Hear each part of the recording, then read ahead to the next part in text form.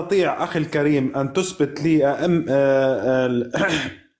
الأئمة الاثنى عشرية الاثنى عشر من عندكم بالقرآن الكريم أين ذكر الأئمة الاثنى عشرية عندكم بالقرآن الكريم؟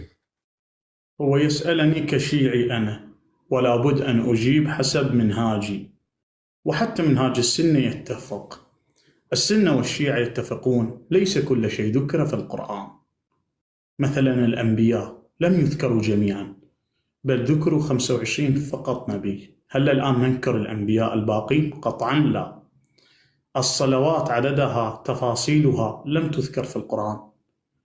دخل رجل للإمام الصادق يسأل سؤالك، قال: يا ابن رسول الله، مضمونها إن العامة يعيبون علينا أو يسألونا، فقال: لما لم تذكر اسماءكم في القرآن؟ فقال الإمام عليه السلام: إن ليس كل شيء يذكر في القرآن، فالذي يذكر في القرآن هو فقط الأصل، وتفصيل الأصل عند النبي، كما يقول الله: كتب عليكم الصيام. طيب كيف نصوم؟ شلون نصوم؟ النبي فصلها، فقال كل شيء ورد أصل تفصيل عند النبي.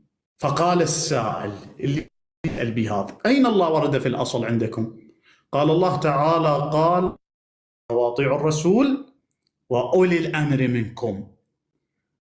فذكرنا بولاة الأمر ففصلها النبي، فقال النبي: وأما ولاة الأمر فهو علي والحسن والحسين والتسعة المعصومين من ذرية الحسين، تاسعهم قائمهم.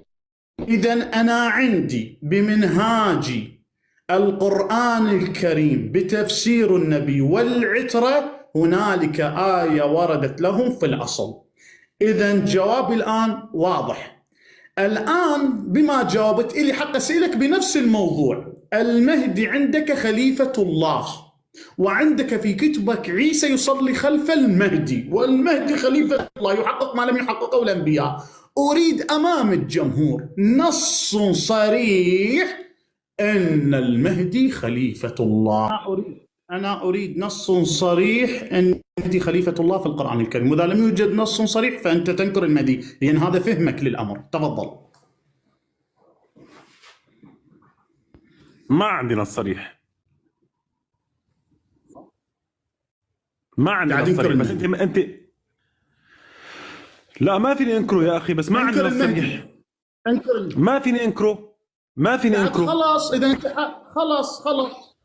خلاص حالك من حالي. إذا نحن نذهب النبوية، فالسنة النبوية ذكرت المهدي، والسنة النبوية ذكرت الأئمة. إذا هو هذا الذي نقول به نحن.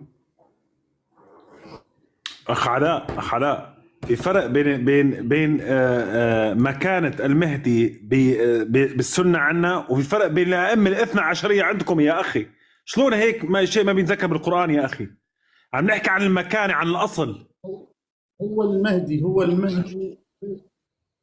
المهدي من ضمن الأئمة. أخي الفاضل، شنو مكانة المهدي مختلفة عن الأئمة؟ هو المهدي عندنا إمام كحال الصادق، والمهدي عندنا إمام كحال علي بن أبي طالب.